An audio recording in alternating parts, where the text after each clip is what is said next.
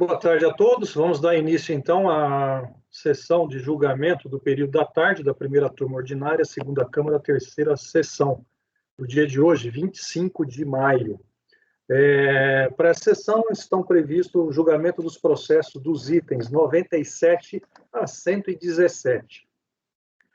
Foram retirados de pauta os processos 102, 104, 105, 109, 110, 111, 113, 114, 115, 116 e 117. Temos pedido de preferência, em razão de sustentação oral, ou acompanhamento para os itens 101 e 107. Nós vamos, então, iniciar o julgamento pelo item 101, processo final 2016-28, é um embargo de conselheiro, cuja interessada é BRF SA, processo 2016-28, de relatoria do conselheiro Pedro Lima. Por favor, então, apoio, convoque o patrono, Dr. João Domingos. Ok, presidente, farei a convocação.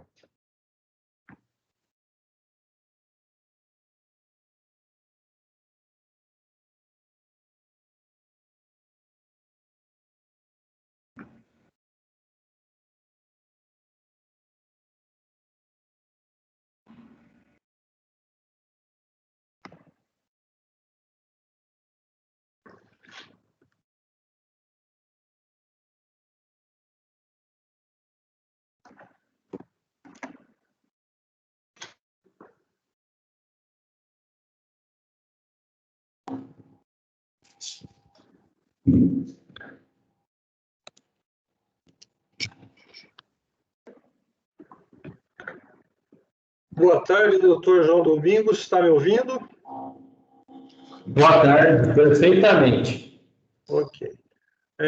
Nós vamos iniciar o julgamento do item 101 da pauta, que é o embargo, cujo interessado é a BRF SA, conselheiro Pedro é o relator.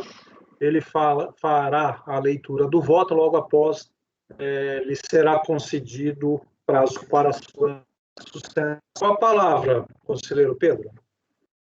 Ok, presidente. BRF, então, né? 101 da pauta, é isso? Ok. Vocês podem abrir a minuta EMB de embargos, né? BRF 2016-28. Maio de 2021. Eu apresentei embargos contra o acórdão da nossa turma de... Vixe, Maria. Um segundo.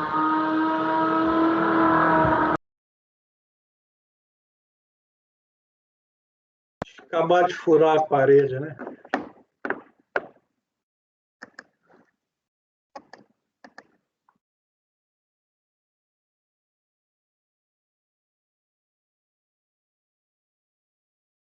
Ainda bem que a obra aqui em cima de mim acabou.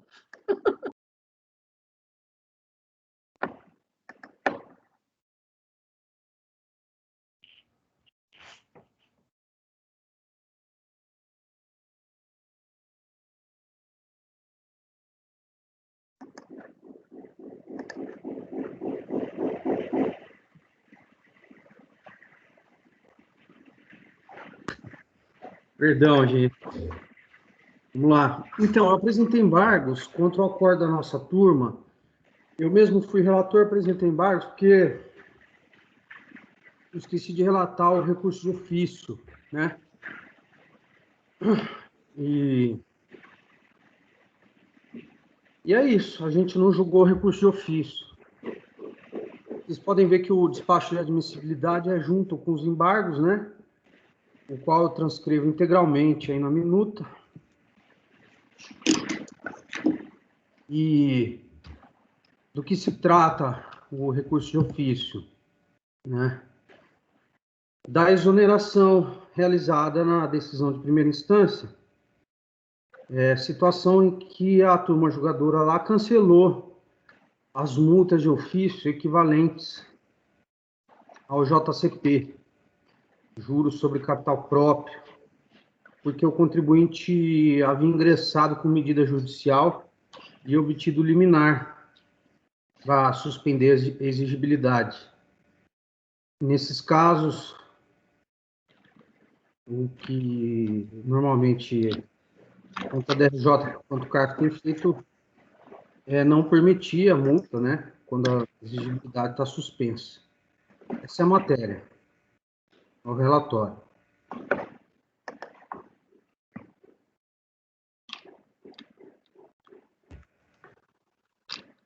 Ok, doutor João Domingos, pode iniciar sua sustentação. O senhor tem 15 minutos para isso.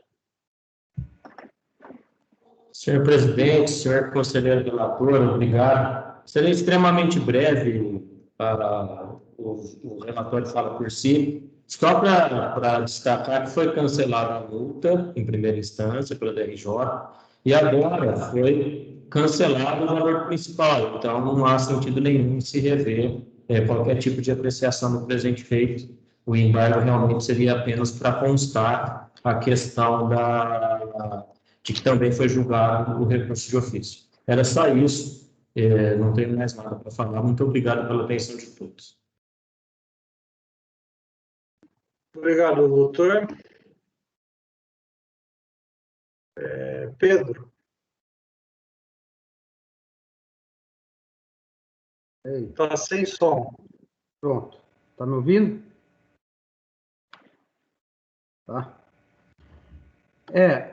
De fato, o recurso de ofício não foi julgado, né? Mas a exoneração realizada na decisão de primeira instância envolve uma questão simples, né? A impossibilidade de aplicação de multa de ofício sobre as parcelas de juros sobre capital próprio, que encontravam-se com exigibilidade suspensa à época do auto de infração, em razão de medida judicial, né? Assim, com base nas próprias razões de decidir, expostas na decisão de primeira instância, a parcela exonerada deve assim continuar, conforme transcrito a seguir. E transcrevo o trecho para vocês. E trago uma última observação, que é importante, né?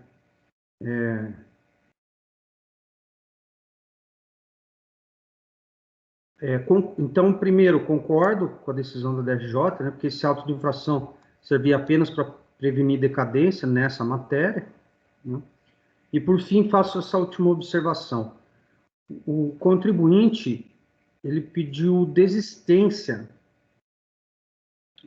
do julgamento da matéria, JCP, antes do julgamento de recurso voluntário, né? E eu relatei isso para a turma, a gente atestou isso no acordo, né? Que a desistência já implicava que o JCP já não era mais matéria do recurso voluntário. Então, o que eu trago aqui para vocês?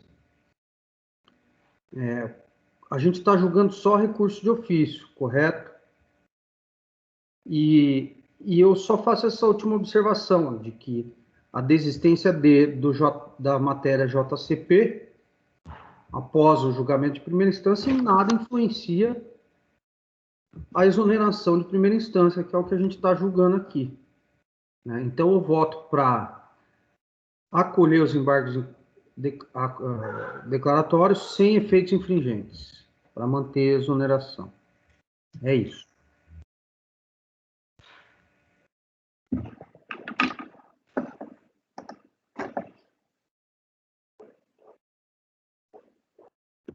Elcio. Com o relator. Mara. O relator. Leonardo. Com o relator. Arnaldo. Acompanho. Laércio. Acompanho. Márcio. Com o relator. Eu também acompanhando o relator, então, por unanimidade de votos, acolheu-se os embargos sem efeitos infringentes para manter a exoneração. Aqui é melhor para manter a... Peraí, não houve o julgamento do recurso de ofício? O embargo foi para fazer o julgamento.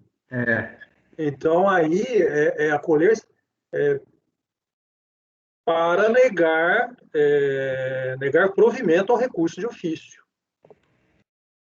É verdade, presidente. É súmula 17 do CARF, não é isso? É verdade. Bem lembrados. Tem que julgar, né? Porque o efeito é de manter a exoneração. Né? Mas seria a negativa ao provimento, negativa de provimento ao recurso de ofício. Perfeito. É isso mesmo. Então, esse foi o item 103 da pauta. Não, 101 da pauta. Eu estou querendo adiantar aquele que a Ariane vai participar. 103 da pauta, então. Consignando que houve a sustentação oral, patrono contribuinte, Dr. João Domingos. Doutor, agradeço a participação. Boa tarde. Boa tarde.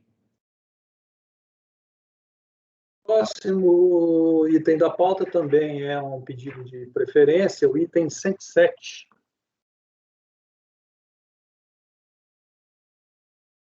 O 107 é relatoria do conselheiro Leonardo. A recorrente é Lumine Design em iluminação limitada. Final do processo 2017-99. Pedido de sustentação oral, doutora Ana Carolina Ferreira. Por favor, apoio, pode convocá-la? Ok, presidente, farei a convocação.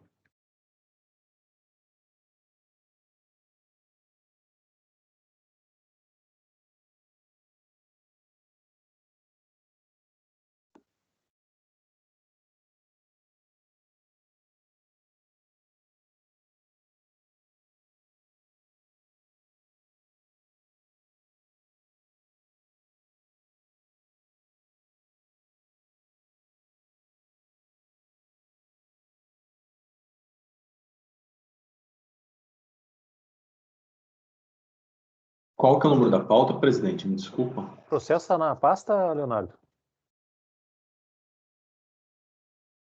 O voto? O voto está solto, Arnaldo. Tá, voto 19. Tá. Achei. Obrigado. Qual que é o número da pauta, Leonardo? 107. Obrigado.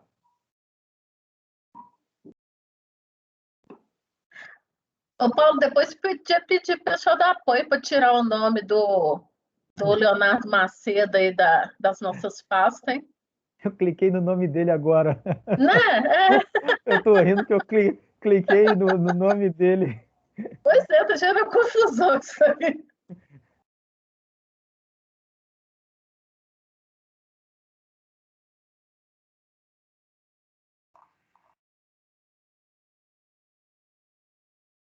Boa tarde a todos. Boa tarde. Presidente, você está sem áudio. Sem áudio. Boa tarde, doutora. Ana Carolina, vamos iniciar o julgamento, então, do item 107 da pauta, o processo 2017-99 da Lumine Design Iluminação. O relator Leonardo, ele fará a leitura do relatório, logo após será concedido a palavra à senhora para sustentação oral. Com a palavra, Leonardo. Obrigado, presidente. Trato o presente processo de auto de infração lavrado contra contribuinte que pretende a cobrança do imposto sobre produtos industrializados relativo ao período de apuração de janeiro a dezembro de 2012, decorrentes da glosa de créditos de devoluções de vendas não comprovadas. Traz que a não comprovação das devoluções de vendas da filial final 00560 e não apresentação de documentos de sua escrituração comercial e fiscal. No auto de infração, o percentual da multa de ofício foi duplicado de 75% para 150%, conforme dispõe o parágrafo 1º do artigo 44 da Lei 9.430, nos casos previstos nos artigos 71, 72 e 73 da Lei 4.502. O percentual foi ainda aumentado em 50%, de 150% para 225%, com base no parágrafo 2º do mesmo artigo 44, pelo embaraço à fiscalização por parte da contribuinte ao não apresentar as notas fiscais de devoluções da filial 0005 60 e principalmente dos livros auxiliares à contabilidade. A contribuinte e os sujeitos passivos solidários foram cientificados dos autos de infração apresentando impugnação.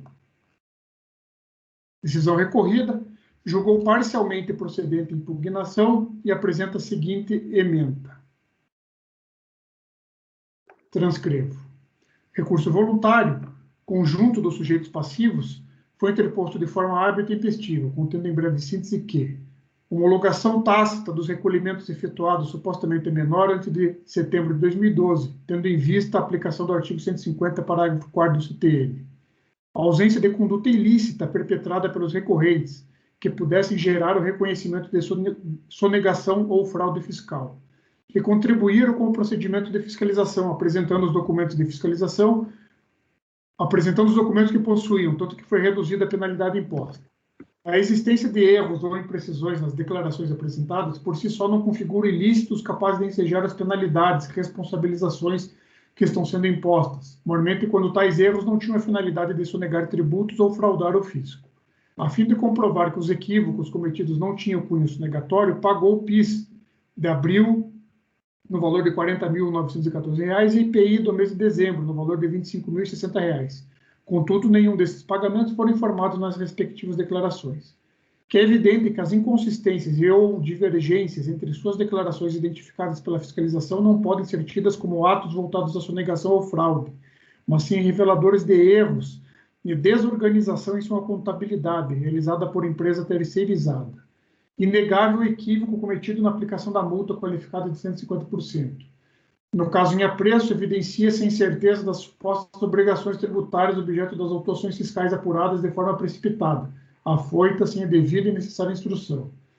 Devem ser excluídos da autuação os valores cobrados em decorrência da incidência de IPI sobre a revenda de produtos importados no mercado nacional, que não passaram por qualquer processo de industrialização ou melhoramento, bem como que, igualmente, já haviam sofrido a cobrança do IPI no momento do desembaraço aduaneiro. Que a dupla incidência tributária é inconstitucional e ilegal, pois viola o princípio da isonomia tributária. Viola os termos do GATT, estabelece exigência do IPI sem que tenha havido o processo de industrialização. A matéria teve sua repercussão geral reconhecida pelo STF no RE 946648. As penalidades impostas possuem natureza confiscatória. A simples ausência de recolhimento de tributo por si só não revela violação à lei capaz de gerar a responsabilização pessoal do administrador com base no artigo 135 do CTN. No caso em apreço, exige-se valores de tributos inerentes ao exercício das atividades da pessoa jurídica, e não de atos dela estranhos perpetrados pelos seus administradores, o que fulmina, portanto, a incidência do artigo 135 do CTN e a responsabilização pessoal do administrador somente se revela quando comprovada a existência de dolo. É o relatório, presidente. Doutora, com a palavra, 15 minutos. Bom, boa tarde a todos. Agradeço o tempo disponibilizado. Eu vou tentar ser bem breve, eu só vou destacar alguns pontos do recurso. Primeiramente, como bem já destacado, é um caso de cobrança de IPI do ano de 2012, com a imputação de responsabilidade solidária aos sócios administradores. Nesse ponto, os recorrentes defendem principalmente a não incidência da penalidade de 150% decorrente de fraude e sonegação, porque não há nos autos documentos que de fato comprovem uma fraude ou uma sonegação. O que houve de fato foi uma desorganização contábil, era um contador terceirizado, e pelos documentos serem antigos também, alguns documentos não puderam ser apresentados no momento, mas com os documentos que a fiscalização tinha em mãos, foi possível apurar algumas inconsistências. Então, entendem os recorrentes que, por conta dessa oportunidade, dessa facilidade que a fiscalização teve de apurar as inconsistências, não há um dolo, uma fraude, porque teve uma colaboração dos recorrentes, né, para apuração de valores ou inconsistências decorrentes dessa desorganização contábil. Em nenhum momento teve um ato ou omissão, nem por parte da empresa quanto dos solidários, que impedissem a fiscalização de efetuar o seu trabalho. Então, o que se pleiteia aqui nessa oportunidade é principalmente que se afaste essa presunção de fraude e sonegação, porque de fato não houve. E aí, continuando, em relação aos solidários especificamente, o CARF ele já tem algumas decisões nesse mesmo sentido, de que quando há uma colaboração e não há um documento de fato que comprove um ato ou omissão dos solidários, que não pode simplesmente imputar a responsabilidade a eles pelo simples fato de um recolhimento a menor ou alguma inconsistência nas declarações da pessoa jurídica, né? Porque se você não tem um documento que comprove de fato que eles agiram com dolo ou fraude ou intuito sonegatório, não tem por que, por mera presunção, imputar essa responsabilidade. Então, o que se pleiteia aqui também, então, é a exclusão dos responsáveis solidários. E, considerando que, restando comprovado, então, que não há fraude nem sonegação, nem dolo, então, também a recorrente pleiteia a aplicação do artigo 150, parágrafo 4º do CTN, que é a decadência dos valores apurados entre janeiro e outubro de 2012. Eu reitero os demais fundamentos do recurso e me coloco à disposição para sanar eventuais dúvidas. Obrigada. Obrigado, doutora. Conselheiro Leonardo, pode passar o voto. Recurso voluntário é tempestivo e reúne os demais pressupostos de admissibilidade dele, portanto, toma conhecimento. É de consignar que em outro processo administrativo fiscal envolvendo os mesmos fatos e período a que em apreço, mas que cuide de autos de infração lavrados em desfavor dos recorrentes, por meio dos quais foram exigidos créditos tributários relativos ao IRPJ e, reflexamente, CSLL, PIS e COFINS, tendo sido combinada a multa de ofício agravada, o CARF apreciou o recurso voluntário, tendo negado o provimento ao mesmo por unanimidade de votos. Tal decisão apresenta a seguinte emenda, eu a reproduzo. É o processo 19.515, 720, 927, 2017, 44. O acórdão 13.02.003.436, de relatoria do conselheiro Gustavo Guimarães da Fonseca, julgado na sessão de 20 de março de 2019.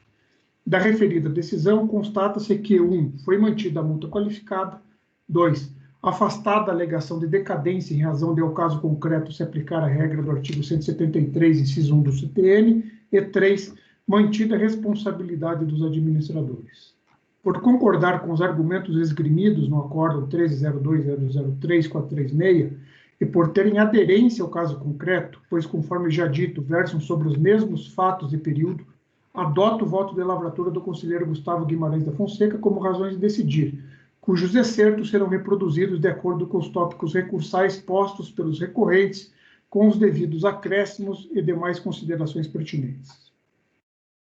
Primeiro tópico, prejudicial demérito, da homologação tácita dos recolhimentos efetuados supostamente menor antes de setembro de 2012. Os recorrentes defendem ter ocorrido a homologação tácita dos períodos fiscalizados, em conformidade com o prescrito no artigo 150, parágrafo 4º do CTN. Ocorre que, é o caso, tem aplicação decidido no RESP 973-733, o que sujeitaria o lançamento à regra de contagem de prazo preconizada pelo artigo 173.1 do CTN. No tópico próprio, será apreciada a existência da prática de auto fraudulento, sendo que é de se antecipar para o julgamento da presente preliminar a ocorrência de tal prática, com a aplicação da tese firmada pelo STJ, conforme a seguir emendado, eu reproduzo o que foi decidido pelo STJ, em sede de recurso repetitivo, no RESP 973.733, de relatoria do ministro Luiz Fux. Quando ocorrer dolo, fraude ou simulação do procedimento do sujeito passivo, a regra aplicável é a prevista no artigo 173 do CTN, eu reproduzo. Do voto proferido no processo final 2017-44 já mencionado, transcreve-se, abre aspas, como consitâneo lógico do que foi decidido em relação à multa qualificada e com a constatação da prática de atos fraudulentos ao caso, mesmo que identificados pagamentos realizados pelo contribuinte no curso do período de apuração fiscalizado, aplica-se a regra incerta no artigo 173.1 para a contagem do prazo decadencial, conforme o entendimento assentado pelo STJ, quando o julgamento do RESP 973.733 sobre o regime dos artigos 543B e 543C do antigo CPC, cujo emento transcrevo a seguir até para atender ao comando incerto no artigo 62, parágrafo 2º do RICARF, citado acima, fecha aspas. Prossigo. O lançamento do litígio refere-se ao período de janeiro a dezembro de 2012. Assim, a decadência passaria a operar efeitos a partir de janeiro de 2018. Mas, considerando-se que o auto de infração lavrado em 22 de setembro de 2017 foi cientificada autuada por via postal em 6 de outubro de 2017, aviso de recebimento à folha 2.818 e por edital em 10 de outubro de 2017, folha 2.819, tem-se que não ocorreu o transcurso do prazo decadencial. Diante do exposto, não há que se falar na espécie homologação tácita como alegado pelos recorrentes, assim voto por rejeitar a preliminar em apreço. Da ausência de conduta ilícita perpetrada pelos recorrentes que pudessem gerar o reconhecimento de sonegação ou fraude. Aqui, mais uma vez, é de se reproduzir o bem fundamentado voto proferido no processo final 2017-44, que envolve os recorrentes. Abre aspas. Tal como exposto, o contribuinte e os solidários não contestam as infrações descritas no auto de infração. Limitam-se a afirmar que as incongruências encontradas pela fiscalização teriam resultado apenas de um descontrole contábil, que teria, outro sim, culminado com a falta de escrituração das notas de devolução de sua filial e ainda das movimentações bancárias mantidas à margem de sua escrita. O fundamento fático para a acusação de fraude, em caso, está estreitamente vinculado, isso sim, ao volume absurdo e não comprovado de notas fiscais canceladas devolvidas. Peço aqui especial atenção dos meus pares para as considerações fiscais concernentes à qualificação da penalidade. A fraude é a inserção de elementos inexatos ou omissão de operação de qualquer natureza em documento ou livro exigido pela lei fiscal.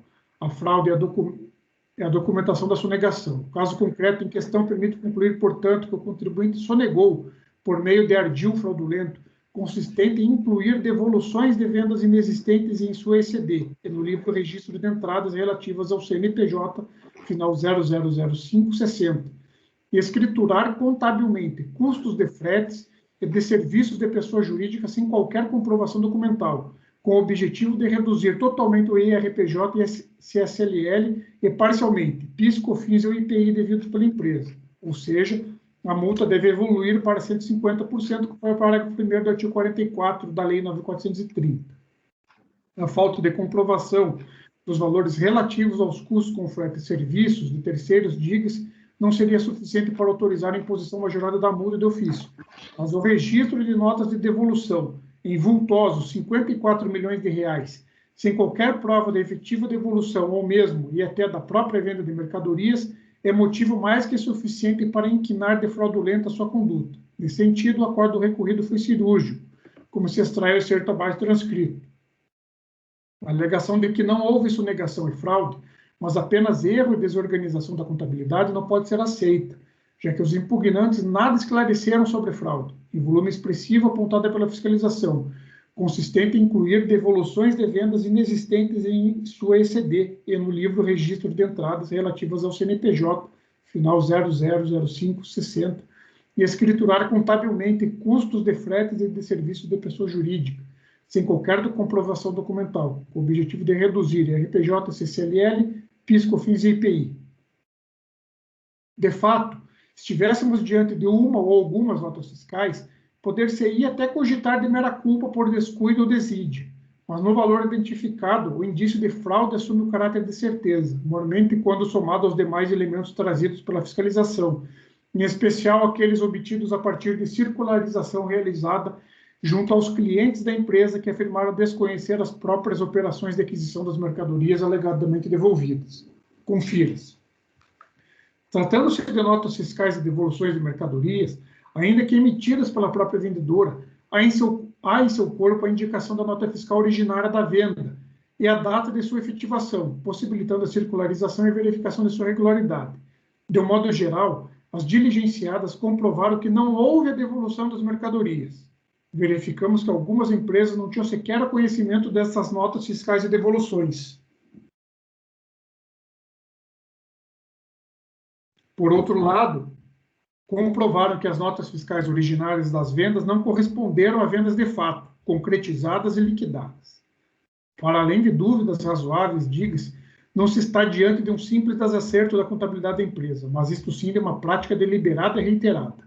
A reiteração da conduta e a sua prática deliberada no contexto acima deixa extremo de dúvidas a tipificação das situações prescritas, principalmente pelo artigo 72 da Lei 502, fraude é ato tendente a retardar ou impedir a ocorrência do fato gerador, e, consequentemente, autoriza a qualificação da multa de ofício, nos termos do artigo 44.1 da Lei 9.430. Prossigo. Da decisão recorrida, é de se destacar. O auditor fiscal constatou a existência de registros no livro de entradas autuadas de notas fiscais e devoluções emitidas por ela própria no valor total de aproximadamente 54 milhões de reais, dos quais 48.750.000 não tem qualquer respaldo, sem comprovação de que as devoluções de fato ocorreram e de que houve efetivo ressarcimento financeiro.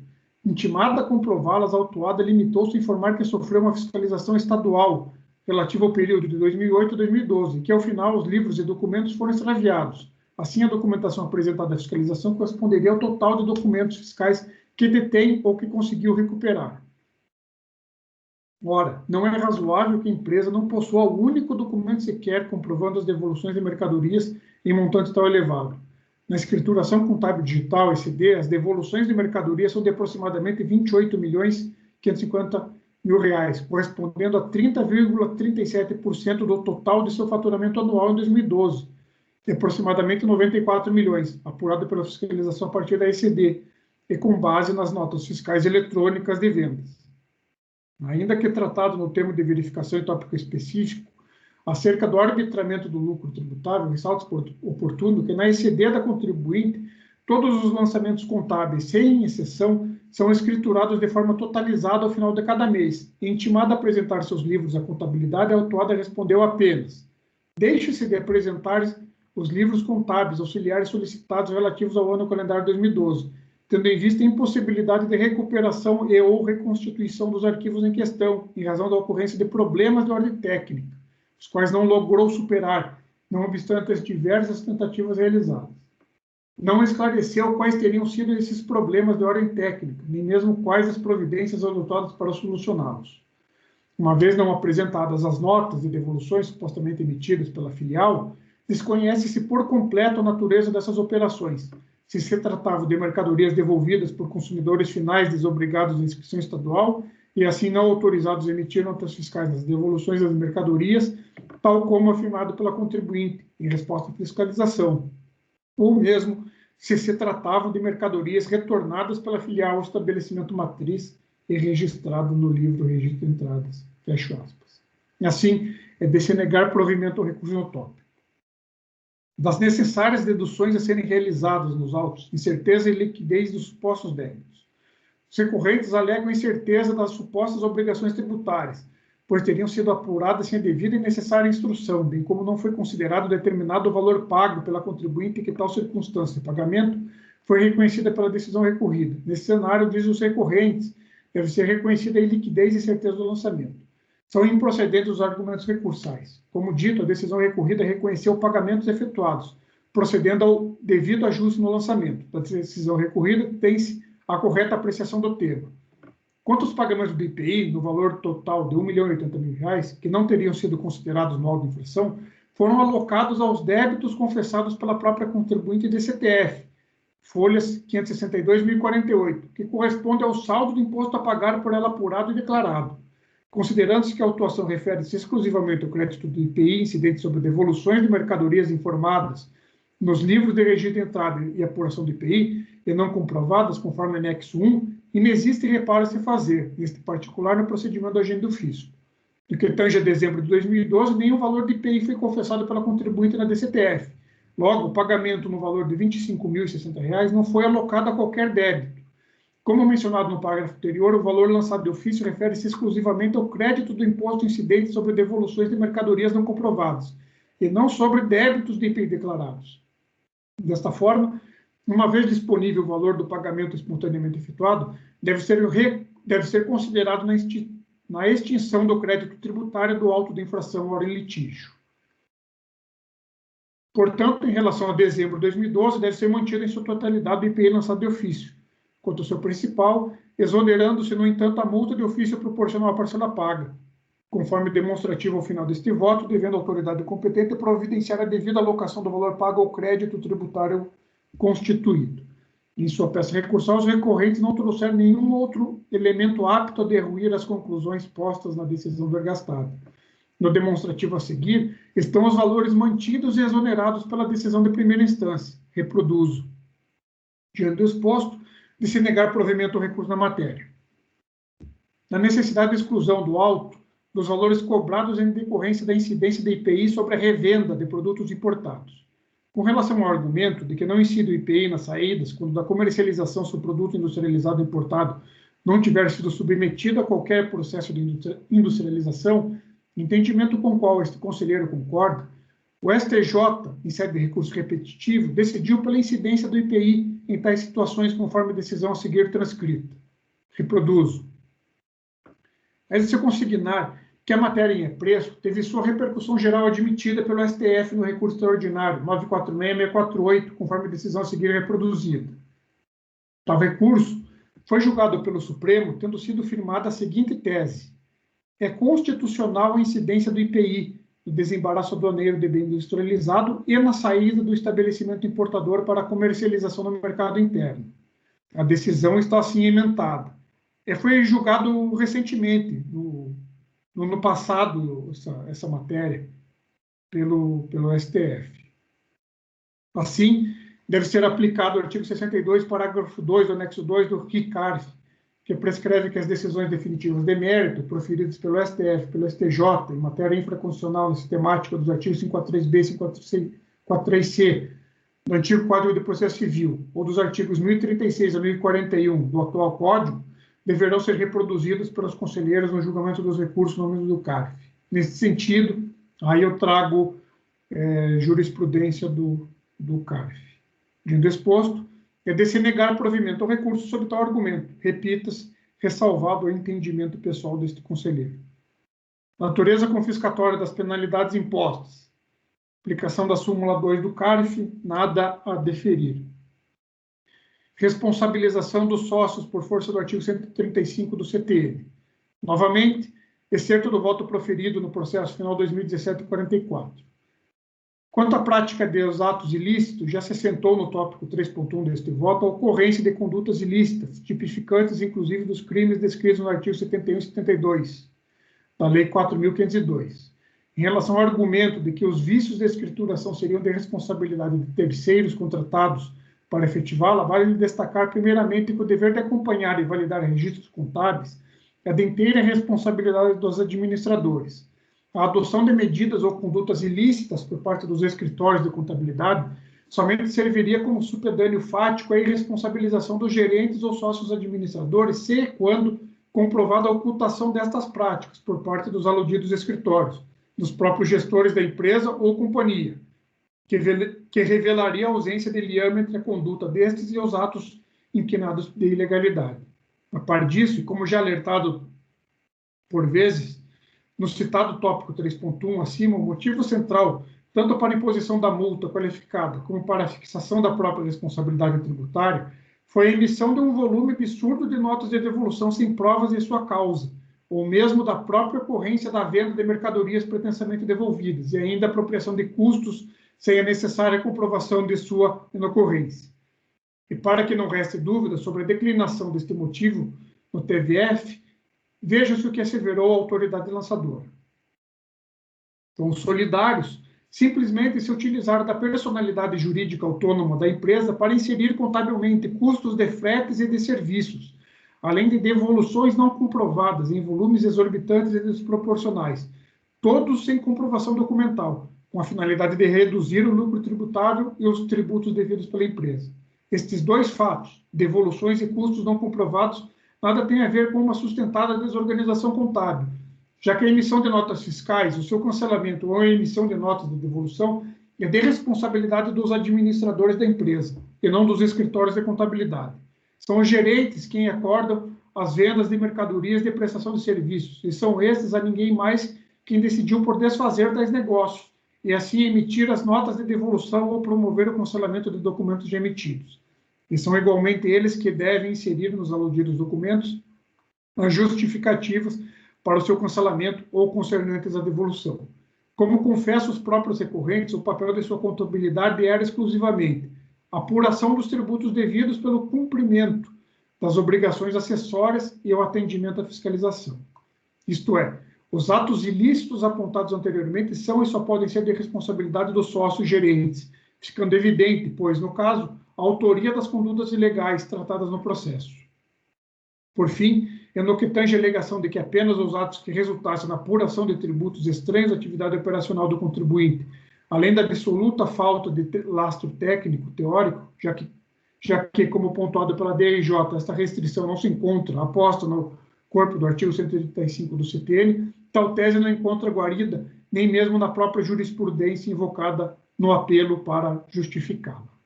Objetivamente, aí o conselheiro faz um comentário sobre a decisão do TRF, em que a recorrente tentou invocá-la como se fosse favorável, mas, na verdade, lhe é desfavorável. Absolutamente descabida, pois a alegação é textília, perfeitamente tipificada a hipótese de responsabilização tributária inventada pelo artigo 135 do CTN, sendo de se desprover também aqui o apelo voluntário.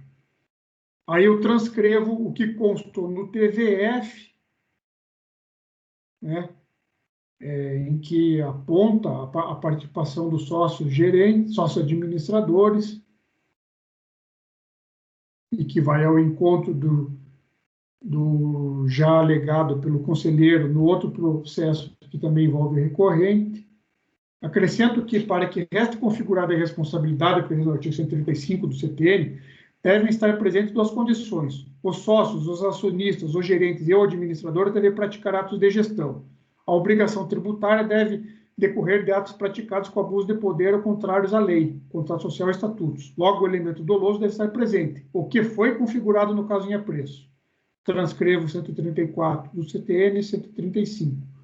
Não lograram êxito os recorrentes em derruir os argumentos encartados no processo, tanto da fiscalização quanto os produzidos em sede de decisão de primeira instância. Com relação à responsabilidade solidária, assim tem decidido o CARF, trago precedentes sobre a matéria, nego o provimento no tema. Conclusão. Diante do exposto, voto por rejeitar a preliminar arguida e, no mérito, negar provimento ao recurso voluntário interposto. É como voto, senhor presidente. Ok. Alguma necessidade de esclarecimento do relator ou da patrona? Eu tenho, presidente. Sim. Uma pergunta rápida. Seguinte, ô Toledo, eu vi que você falou alguma coisa, mas como eu estava lendo ao mesmo tempo, eu acabei não pegando exatamente o ponto disso que eu vou perguntar no seu voto. O acórdão que você está usando como paradigma, como principal, né, como referência, ele negou provimento ao recurso de ofício, lá do outro caso, né? E que, se eu não me engano, pelo que eu estou vendo aqui, cancelou a multa agravada com base no artigo 44 do parágrafo 2º da Lei 9.430, de 96, aquela lá de não atendimento das intimações e tal. No caso aqui, tem o recurso de ofício também? Ou não? Não tem. Aqui a decisão de primeira instância exonerou a multa agravada, mas não teve o recurso de ofício. Só foi mantida a qualificada, de 150%. Mas então... A de 225% já foi excluída pela decisão da primeira instância. Ah, então então foi excluída. Era essa a minha Foi. dúvida. Tá. E aqui não tem nenhum sócio não gerente, né? Não administrador. Os dois são administradores. Os dois são administrador. E no TVF ele aponta algumas coisas lá, né? Apontou. Tá bom. Eu transcrevi ali no voto ali os excertos que constaram no TVF, apontando as práticas dos sócios administradores ali, e eu comungo com esse entendimento. Que indica que eles simularam essas devoluções, né? Exatamente, e eles tentam transferir a responsabilidade para a contabilidade, mas a contabilidade, pelos elementos dos autos, ela não era responsável por isso. E teria como demonstrar, né? Caso fosse um erro, né? Sim, ela deveria ter trazido a documentação para atestar que efetivamente se tratava de notas fiscais de devolução. E não trouxe essa prova, nem aqui, nem no outro processo. Porque a devolução, ela tem, como diz o Márcio, rastreabilidade, né, Márcio? A devolução tem. Tá, obrigado, presidente, relator, obrigado. Ok. Podemos ir ao voto? Elcio, Correlator. Pedro, Acompanho. Mara, Com o relator, como bem relatado, é muito estranho, 34 milhões de devolução sem nenhuma nota, né?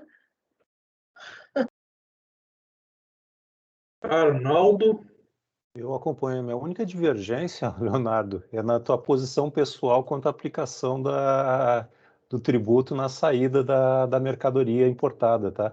É a minha única divergência. Eu entendo, sempre entendi que é devido, sim, isso inclusive protege o produto importado, porque ele entra no mercado interno um nível de competitividade idêntico ao nacional. Se não tem essa tributação, ele não vende para a indústria. O cara que compra importado, ele não vende para a indústria porque ele não gera crédito, né? Então, a minha divergência é essa. Acho que não é o caso de ir pelas conclusões, mas eu tenho divergência nesse aspecto, tá? Eu estou negando o provimento. Eu só fiz a ressalva do meu entendimento pessoal, conselheiro Arnaldo, porque quando essa matéria ainda estava em discussão no STF, né, eu aplicava a decisão do STJ, né, que também é desfavorável ao entendimento dos contribuintes. Como é o primeiro caso que eu estou trazendo, já com a decisão do STF, eu só fiz questão de manter ainda esse meu entendimento pessoal, neste caso específico, por ser o primeiro. Eu acredito que nos demais eu já vou trazer direto a posição do STF. Mas eu estou negando o provimento, eu só fiz a ressalva de que porque quando advogado eu defendi essa tese, né? Então eu não posso aqui agora simplesmente fazer de conta que eu nunca defendi isto, né? Não, eu entendi. Isso não quer dizer que eu estou aderindo a esse teu entendimento, tá? Não, sim. Sim, mas o importante é que ele está aderindo, inclusive por força regimental, ao recurso que ele menciona o número aí do julgado na sistemática de repercussão geral, né? Aí ele não tem como não se curvar. Ele só ressaltou a sua posição pessoal. Mas ficou bastante claro, o voto também, não fiquei com dúvida, não. Parabéns, Leonardo. Ok. Laércio. Com o relator. Márcio.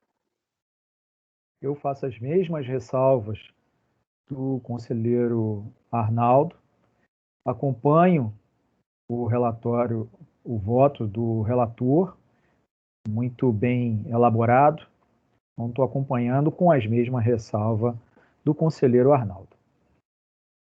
Mas que também não vejo necessidade de fazer pela conclusão, até porque ele adotou o que preconiza o regimento. Ok. Eu também estou acompanhando o voto do conselheiro relator, e a decisão é unânime, então, rejeitando-se a preliminar arguida, e no mérito negou-se provimento ao recurso.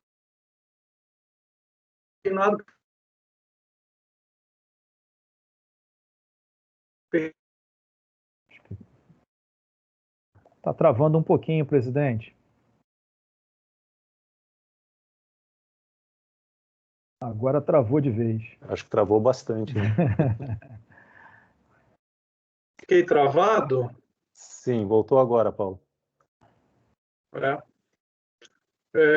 Vocês estão me ouvindo? Agora sim. Ouviram eu proclamar o resultado? Não, presidente. Não? Tá, bom. Realmente está dando uma instabilidade aqui nas imagens.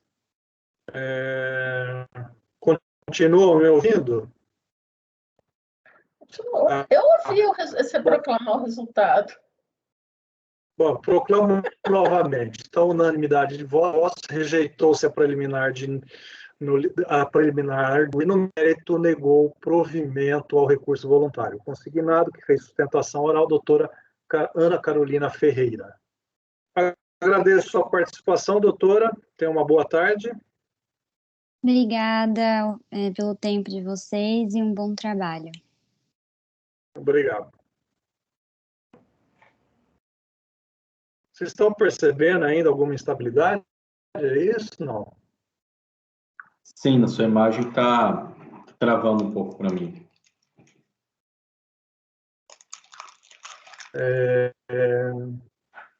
Para mim está normal aqui agora. A imagem do Paulo também é tremulada para mim também. Internet não estou usando. Nós vamos passar,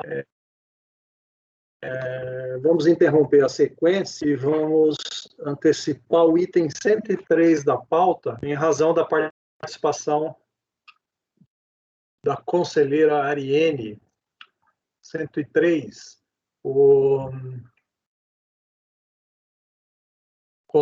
conselheiro Leonardo comunicou que estaria impedido de participar no julgamento deste processo 103, que é Hugo Cine S.A. Indústria de Bebidas.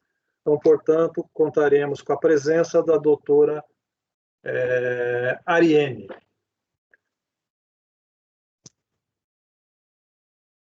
Olá, presidente. Olá, boa tarde. Bom, mais Boa uma tarde. vez, seja bem-vinda. Primeira vez na turma, que não seja a última. Obrigada pela oportunidade, à disposição. Ok.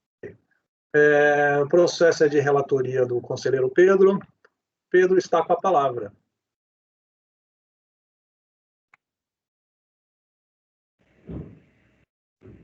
Oi, estão me ouvindo? Sim. Bem-vinda, doutora Ariene, prazer. Vamos lá. Na minha pasta... presidente, você já falou o processo, o número da pauta, né? Eu estava no telefone aqui, já, né? Já, item 103 da pauta. Hugo Cine. Hugo Cine, Tá. final do processo 2006-74. Ok. Bom, Só tá nos na fala pasta. qual arquivo abrir. Tá esperando o arquivo abrir? Não, nós vamos abrir o resolução, é isso? Qual abrir? Não, é resolução. O presidente, basicamente assim, é um caso extremamente complexo, e a fiscalização se negou expressamente a cumprir a diligência, dando a entender até que a gente, conselheiro, estava desrespeitando a lei. Outro caso, desse povo está revoltado. Não, você precisa ver esse, Mara. Ele deu a entender que a gente está desrespeitando a lei, que a gente está mandando ver coisa que não está na lei. Eu estou reforçando a diligência, né? Porque a turma já decidiu. Né? Eu vou abrir a minuta aqui. Então, mas dá pelo menos um apanhado aí no relatório do que se trata. Vou fazer sim, presidente, pode deixar. É que eu fui rápido porque eu tô com obra aqui, bem nessa semana aqui em casa, e eu não sei o que eles vão fazer daqui a pouco aqui. Então vamos lá, peraí. Vocês estão vindo, né? Bom, o trâmite do processo a gente está julgando um recurso voluntário, né? Só que a gente já baixou em várias diligências já. A DRJ, no âmbito de São Paulo, né, negou o provimento para impugnação e manteve o lançamento de IPI. Aqui é um lançamento de IPI. Normal, multa de ofício, juros de mora. Não tem nenhuma multa nova aqui. Vamos lá. Qual é a matéria que a gente quis verificar nessa última diligência? A questão do fim específico de exportação, a suspensão do IPI, né? Que tem aqueles dispositivos que falam que o contribuinte tem que mandar direto para embarque ou recinto alfandegado, né? E o que acontece? Depois da última resolução, eu estava negando provimento para essa matéria, né? Tem várias outras matérias aqui. Aí o Elcio, eu acho, olhou os autos do processo e falou: Pedro, mas tem um monte de memorando de exportação aqui. Tem, além de memorando de exportação, tem... Ô Pedro, só um detalhe, eu não participei do julgamento, não. Não, do último. Não. Bom, foi alguém, então, que falou: olha, aqui tem um monte de documento, né? Deixa eu ver se eu acho. Bom, enfim, tinha um monte de documento que o contribuinte juntou, aí ele trouxe mais. Memorando de exportação. Espera aí, que eu preciso pegar, eu vou pegar aqui, que é importante. Vou falar esses documentos aqui, que era...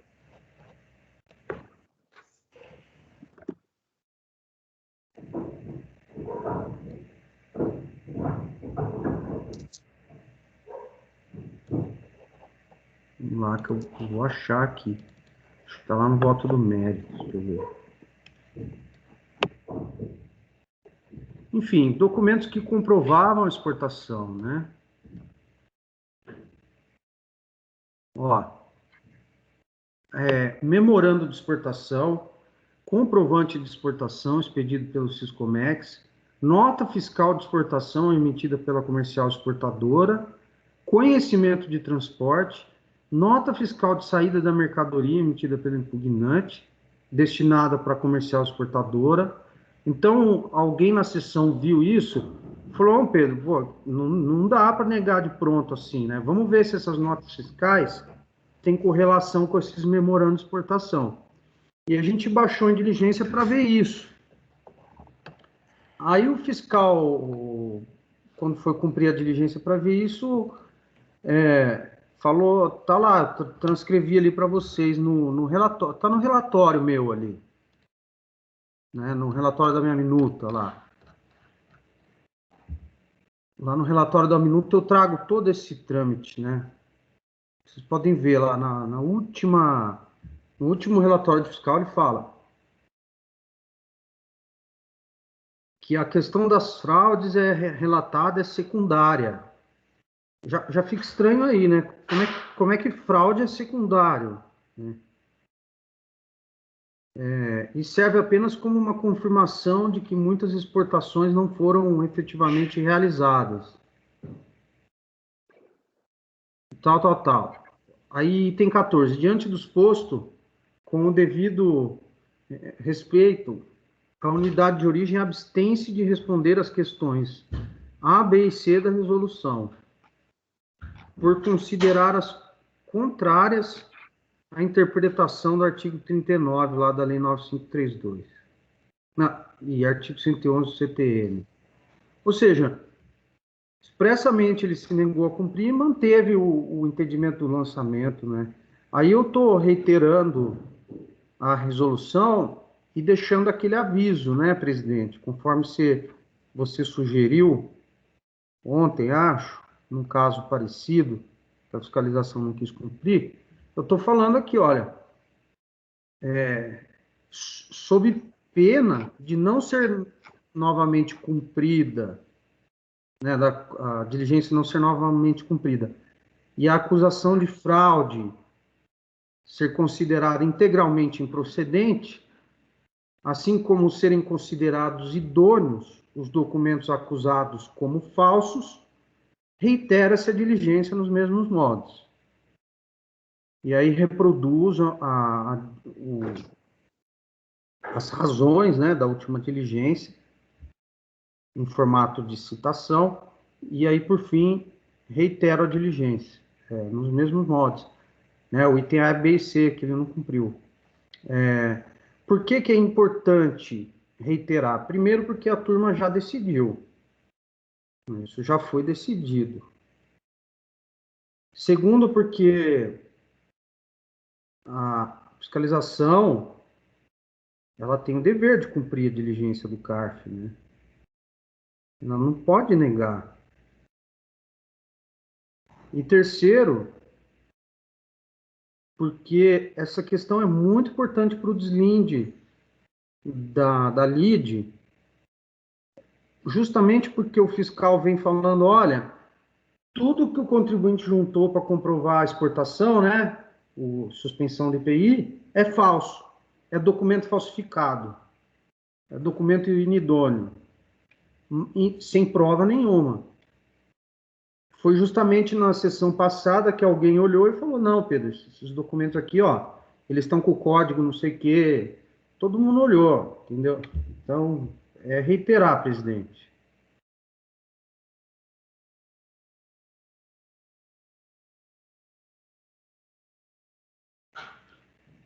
Caso... Está sem áudio, presidente. Caso superada a questão, aí eu posso passar para as outras matérias. Mas, por enquanto, pela celeridade, o que importa para a resolução é isso. Elcio, só corrigindo, você participou, sim, da segunda conversão em diligência, e é nessa que foi feito esses 3 quesitos. Então, quem não participou fui eu. Foi você. Eu fui substituído pelo Luiz. Eu estava vendo só a primeira, eu não tinha percebido que tinha uma segunda, não. Não, a primeira, inclusive, nem toca nessa questão dessa comprovação. Sim. É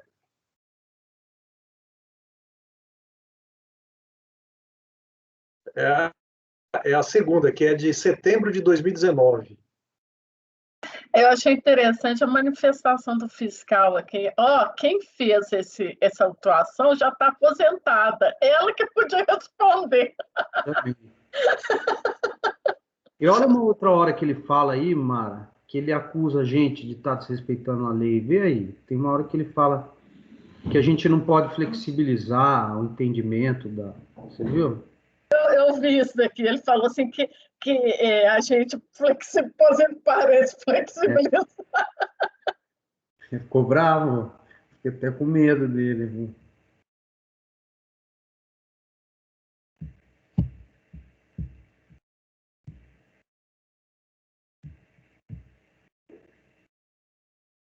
Eu acho que quando a gente começar a baixar em diligência, a gente vai ter que começar a explicar direitinho por que eles devem fazer e como eles devem fazer. Tem que ser mais detalhado essas diligências. Também, mas é isso aí, Mara. O Winderley falava muito. Isso aí é o cara lá da universidade que não quer cumprir. Ele sabe que tem que cumprir e não quer. Com certeza. Porque você vê que tem unidade que entende direitinho do que a gente quer, e tem unidade que não entende. Mas a minoria, né? A minoria. Pedro, não chega nem 1%. A gente teve mais ou menos essa discussão ontem, no outro processo que a gente baixou em diligência. Eu entendo o lado da fiscalização, porque o trabalho muitas vezes não é um trabalho que precisa ser feito, ou que necessariamente deveria ser feito pelo fiscal que fez o lançamento. Tanto que muitas vezes o fiscal nem está mais lá, que é o caso aqui, está aposentado. Então, na verdade, é muito mais um cotejamento de informações que a fiscalização pensa, pô, isso qualquer um faz. Por que vem para mim se qualquer um pode fazer? É nesse sentido que vem a inconformidade da fiscalização. Por isso que aquilo que a Mara comentou agora me parece adequado, que a gente comece a delimitar exatamente o que a gente precisa, o que a gente quer. Porque largar uma coisa genérica demais no colo da fiscalização, ele gera margem para inconformismos desse tipo, com razoabilidade ou sem razoabilidade, Pedro. Porque, às vezes a coisa é muito ampla. Eu concordo com você, você tem toda a razão. Mas é o seguinte, a gente tem que tomar cuidado para não trazer tudo para a gente.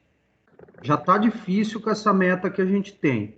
Se a gente for virar fiscal aqui, ficar apurando o processo, a gente não deixa de ser julgador.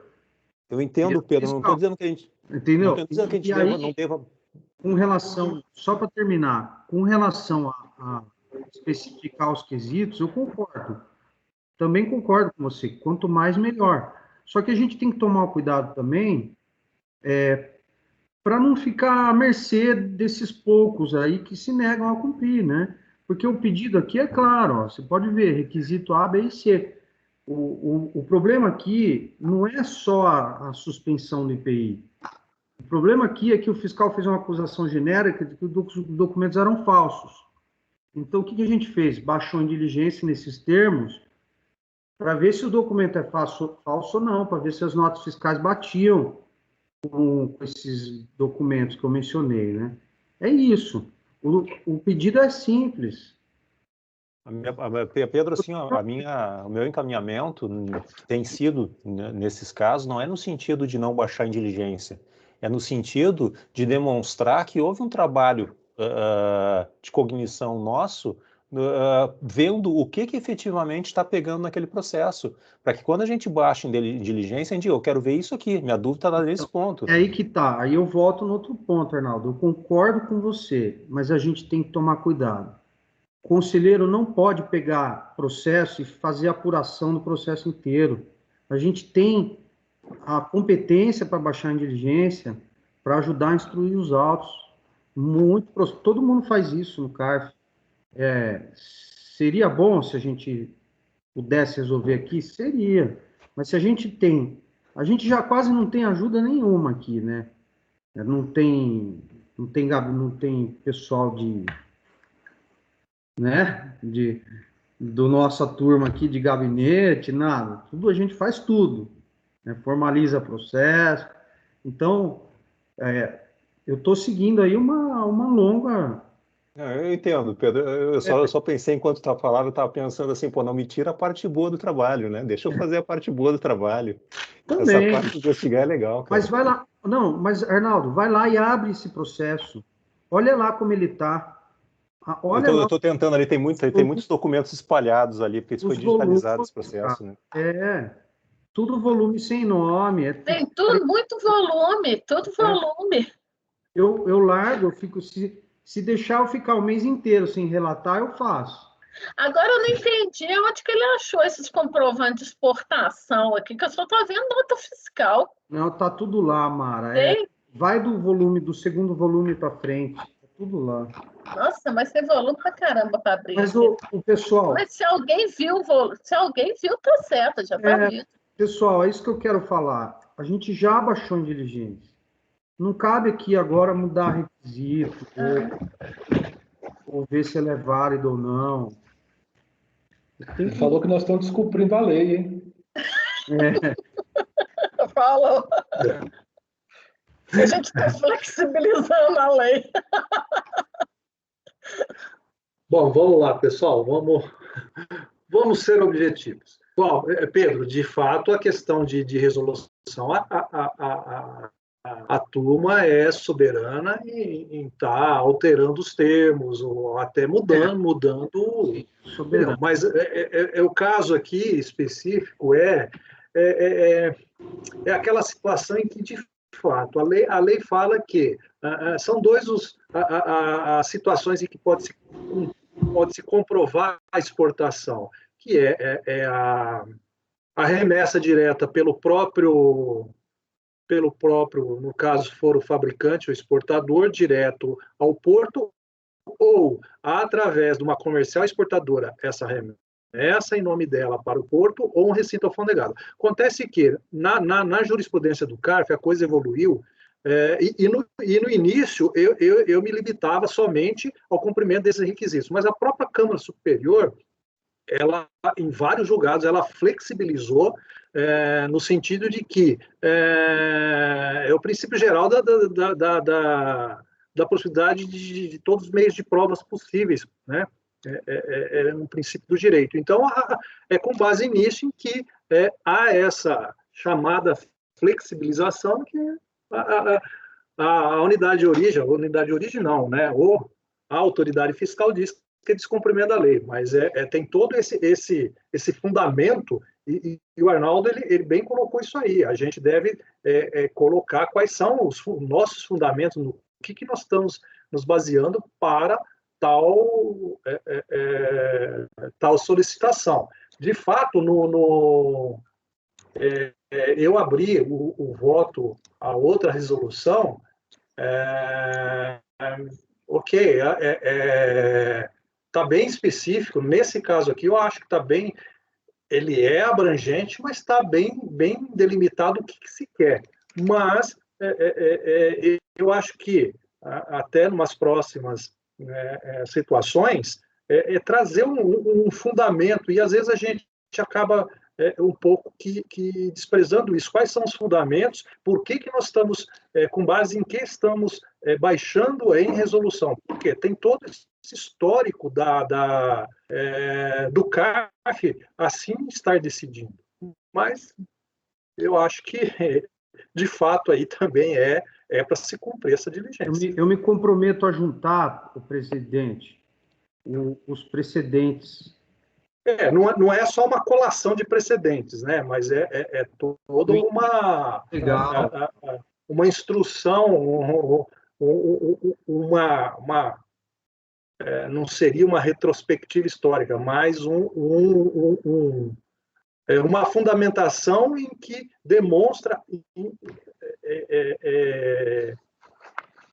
como se chegou a este estágio de entre aspas, flexibilizar a lei. Né? Presidente, se você se recorda, eu era o que mais defendia essa posição, né, lá no começo.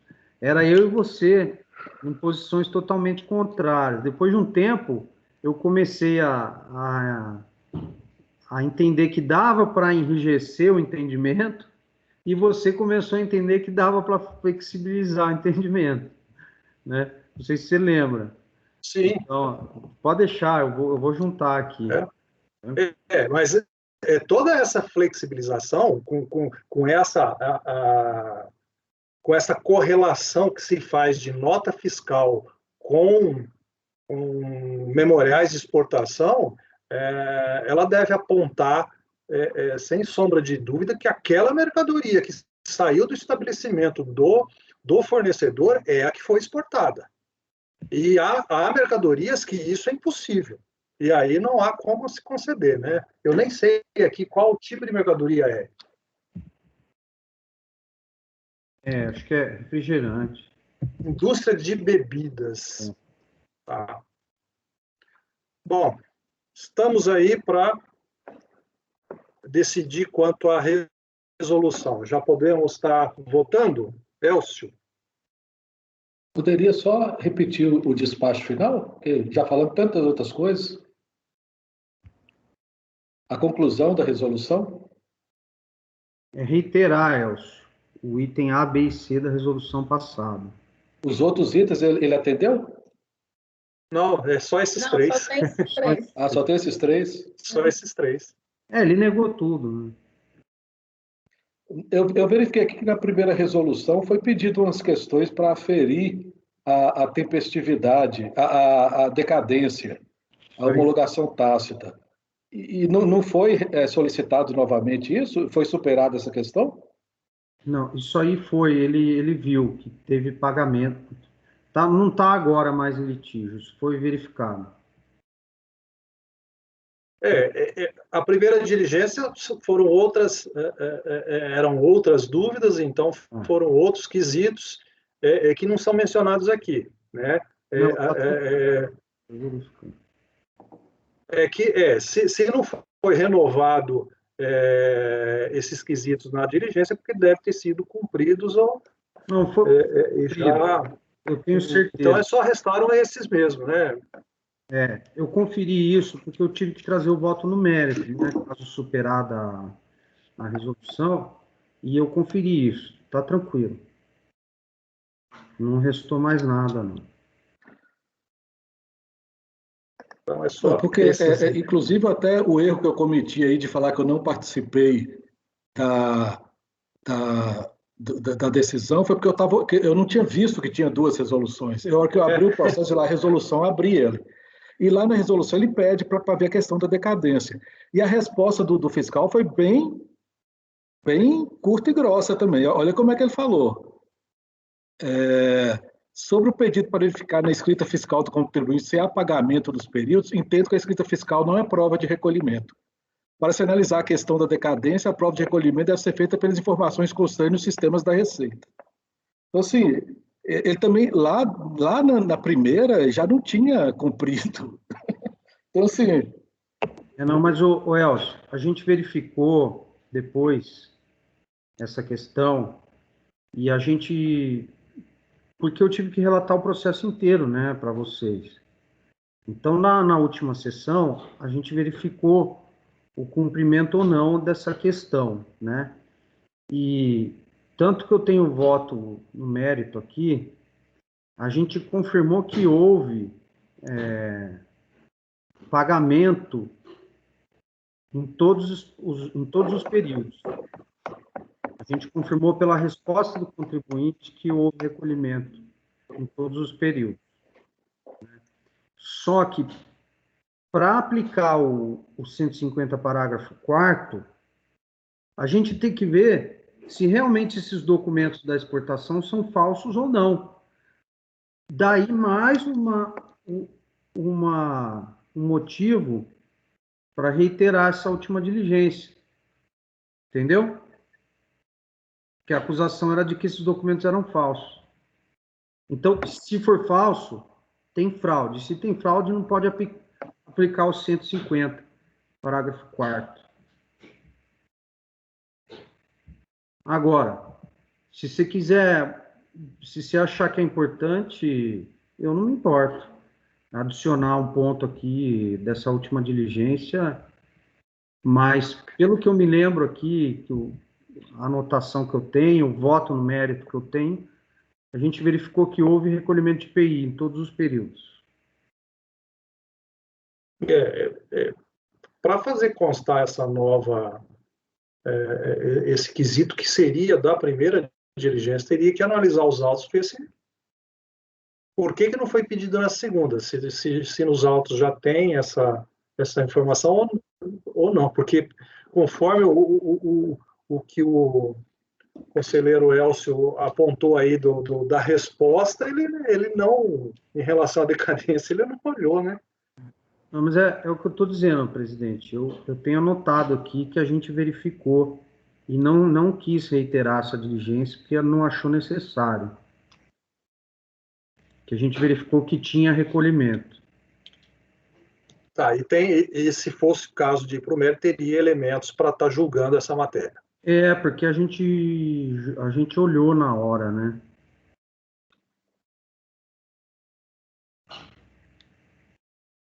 Ok. Podemos iniciar a votação? Sim. Sim, então vamos lá, Elcio. Com o relator. Mara.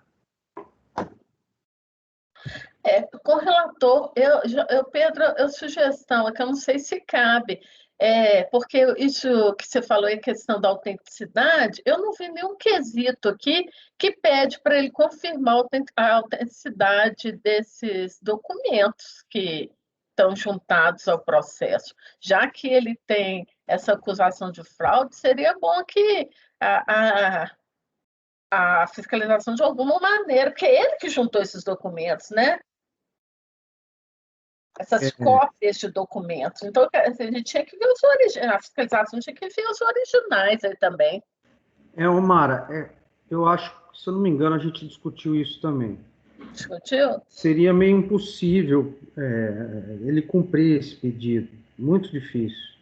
aí sim a gente ia estar dando muito trabalho para eles, né? Então, pelo que eu me lembro, a gente decidiu converter desse jeito para ver se a questão, como o presidente disse, se as notas fiscais baterem com os documentos, aí a gente vai partir da presunção de que o documento é legal, né? Tá comprovada a falsidade, entendeu? Lembrando que eu estava negando provimento a isso. Eu lembro bem porque eu fui convencido a baixar a inteligência. Não, eu acompanho o relator pela diligência. Ok. Leonardo.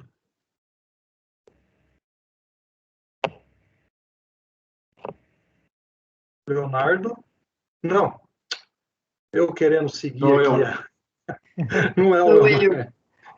Não, E o pior é que a gente está acostumado também, nem corrigiu. Eu olhei aqui, desculpa. Imagina, presidente. De jeito nenhum. Volto com o relator, presidente. Ok, obrigado. Arnaldo.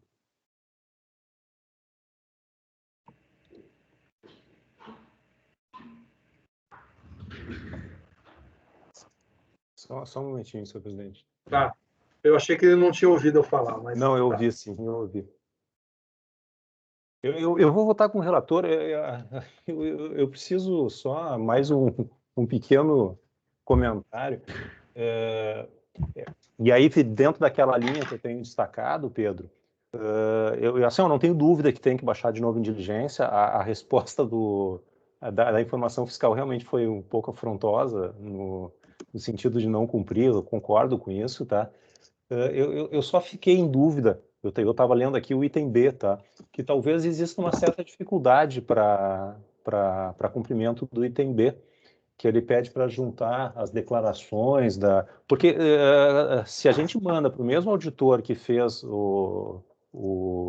aquela manifestação, a informação fiscal inicial, isso é uma coisa tranquila, ele tem o histórico, ele tem os documentos, ele tem as informações. Agora, quando a gente retorna para a unidade e não existe mais aquele auditor, infelizmente, quando a gente pega processos muito antigos, pode ser que não tenha esse histórico e não tenha essas informações. Se não está no processo, provavelmente não haverá essas informações. Mas eu concordo que tem que voltar para a diligência esse processo. Tá?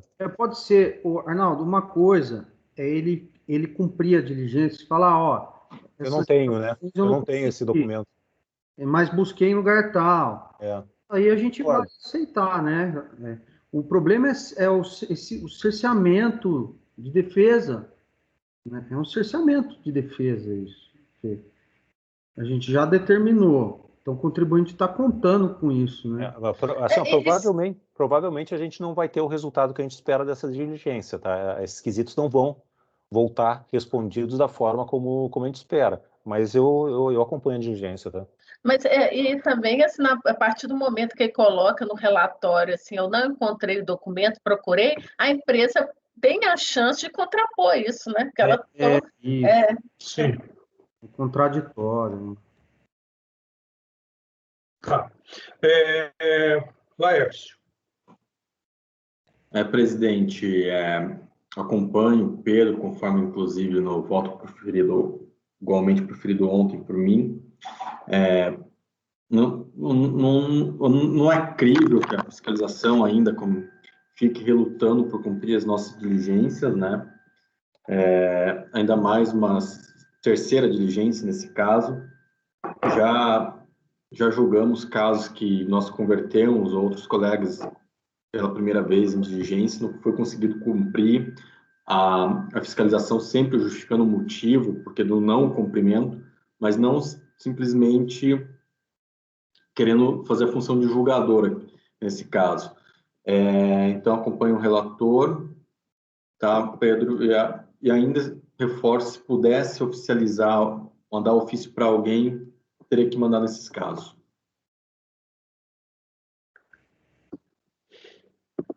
Márcio. Acompanho o relator, presidente. Eu também estou acompanhando o relator para que se cumpra a diligência como proposto na resolução anterior. Eu, inclusive, a redação que eu devo dar aqui seria que converter o julgamento em nova diligência para que a unidade preparadora cumpra o que for solicitado na resolução 3201-002-307. E aí reproduz. E aí reproduz, isso que eu ia falar. Tá? Precisa reproduzir. Tá. Então, essa é a decisão do processo. Estou mandando na turma a questão do IPI. Tá. Então, essa é proclamando, então, o resultado do item 103, processo 2006-74, da Hugo Cine, por unanimidade, converter o julgamento em nova diligência para que a unidade preparadora cumpra o que for solicitado na resolução 3201-002-307, que se passa a reproduzi-la. Okay? Será constado que a conselheira Ariane Dark Diniz Amaral, é isso, né? Suplente convocada, substituiu o conselheiro Leonardo, que se declarou impedido. Agradeço, então, Ariane. Acho que a gente se vê na quinta-feira, no período da tarde, é o item 320 da pauta. Eu que agradeço, presidente, demais colegas, uma boa tarde, bom trabalho a todos.